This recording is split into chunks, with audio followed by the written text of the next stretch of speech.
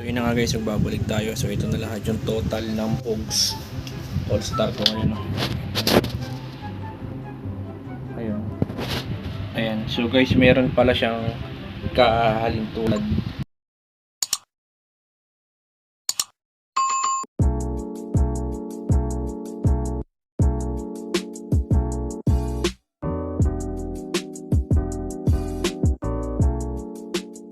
So yun na nga guys, welcome back to my channel. For today's vlog, papakita ko lang sa inyo ngayon yung aking Pogs collection na All Star Pogs. So ito yung All Star Pogs na ipapakita ko sa inyo guys.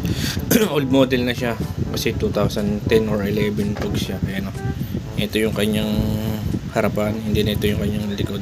Hala, putang ina! Putang ina mo! Star ba ito? Ay hindi, ano pala to guys, itong Pokemon Pogs. So hindi yan yun, hindi yan yung collection na sinasabi ko sa inyo. Yung All Star Pogs na sinasabi ko sa inyo, ito.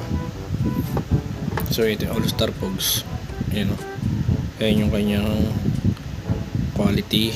Okay, so kita nyo naman guys, sa texture pa lang, bagong bago pa itong All Star Pogs natin. Kaya ako siya kinulik kasi nga sobrang ganda ng quality nya. Ayan o, mayroong mga luma pero karamihan bago guys.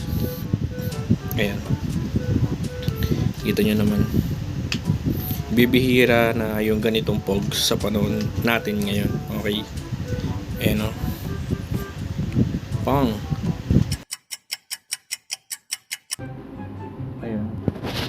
ayan. So guys, meron pala siyang kahalintulad kung texture at design yung ano niya, tanya. Oh, di ba? Halos parang iisa lang sila ng pagkakagawa. Tingnan niyo yung gilid niya. Pang kuha tayo dito ng All Star. Tingnan niyo yung gilid. Oh, di ba? Kung titignan mo sa malayo, halos parang magkapareha sila. Pero pag ginanya mo All Star, tapos ito ay Pokemon Pogs. Okay. Uy, bakit may naligaw dito? Bawal ka dyan ya. Hindi ka part ng All Star. So, alam niyo kung bakit ko nagustuhan itong All Star Pogs ito guys. Ito yung pinaka main reason ko ha. Tingnan nyo, All Star lahat na likod, diba yan o? Lahat yung All Star likod. Pero kung titignan mo yung kanyang harapan, iba-iba, diba? Ayan, Legend, ayan o, League of Legends, Dragon Ball, Power Ranger, Slam Dunk, Naruto, ano to, Monsters, Minions, Batman, Ben 10, and then Naruto ulit, diba? So kung titignan nyo yung design ng likod, halos parehas lang, pero pagdating sa kanyang harapan ay magkakaiba sila ng uri ng pangalan ng Pogs. May Naruto, may Ben 10, at marami pang iba.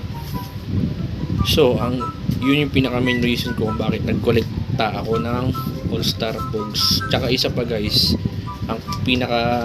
isa rin sa pinaka maganda sa All Star Pogs ay yung kanyang sukat, yung size ng Pogs niya. Hindi siya ganong kalaki. As in, yung All Star Pogs ang isa sa pinakasaktong Pogs na nahawakan ko. Ayan o.